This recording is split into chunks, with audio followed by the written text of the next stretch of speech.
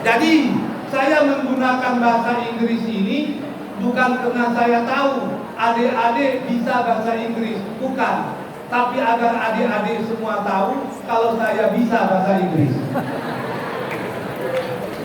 Adik-adik sekalian, keberhasilan adik-adik itu ditentukan sejauh mana adik-adik bisa memadukan 3H tadi, 3H.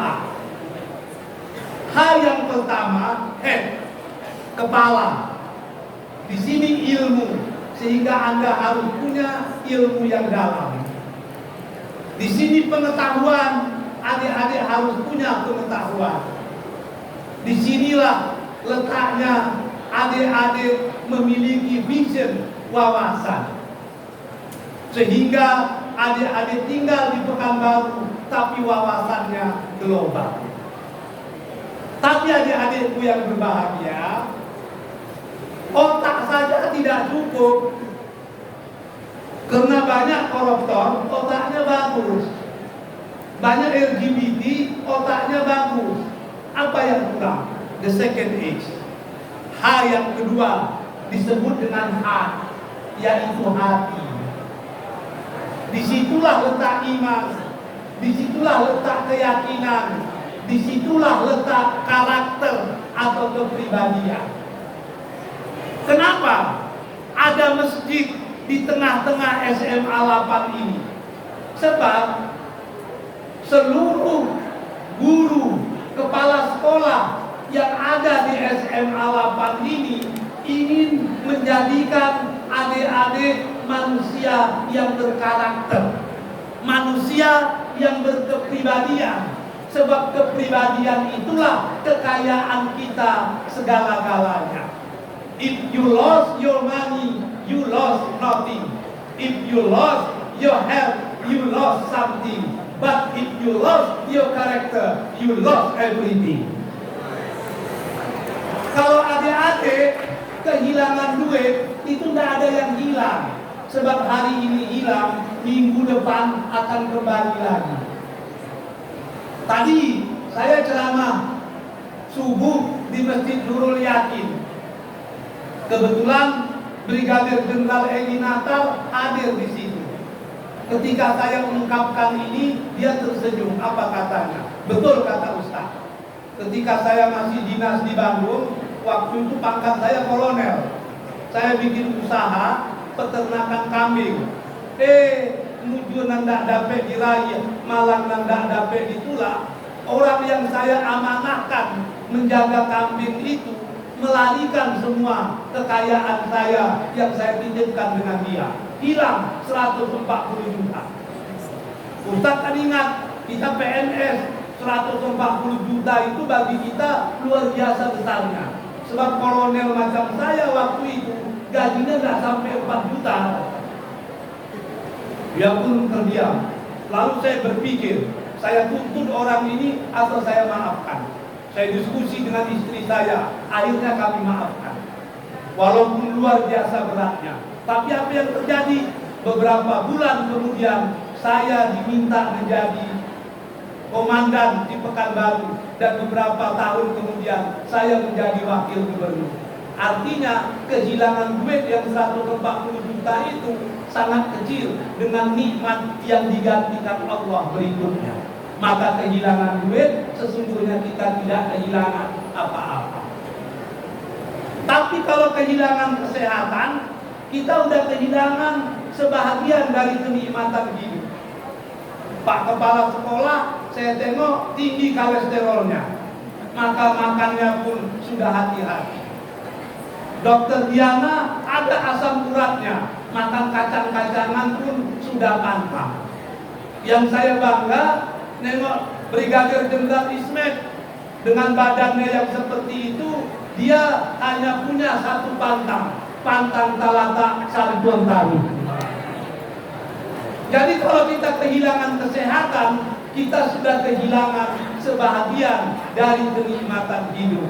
Akan tetapi adik-adikku yang berbahagia, kalau kita kehilangan jati diri, kita kehilangan keimanan, kita kehilangan kepribadian, sesungguhnya we lost everything. Kita sudah kehilangan segala-galanya. Jadi yang pertama, ilmu pengetahuan harus dalam. Yang kedua, keimanan harus teguh. Dan itu tidak cukup sampai di situ saja. Harus dilengkapi dengan yang ketiga. Apa itu? Skill. Kita harus punya keterampilan. Kita harus punya sesuatu yang membedakan kita dengan orang lain. Saya punya teman di Kuala Lumpur, orang Aceh Tamiang, namanya Dr. Arifin Ismail. Dia alumni Gontor, S1-nya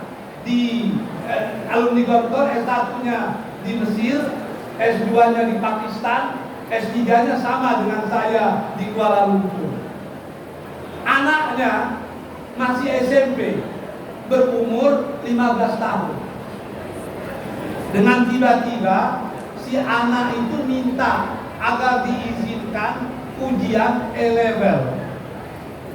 Ujian A-level itu ujian di negara-negara Commonwealth. Siapa yang lulus, dia bisa kuliah di negara manapun yang sama dengan Inggris, Malaysia, Australia, India, Pakistan, dan lain sebagainya. Ustaz Arifin bingung.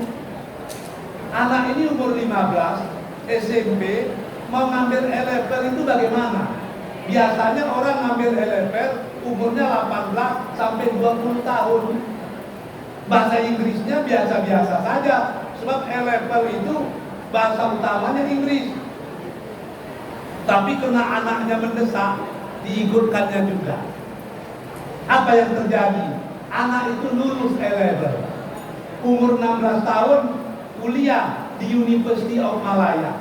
Tahun lalu lulus menjadi mahasiswa termuda dengan nilai terbaik di seluruh University of Malaya.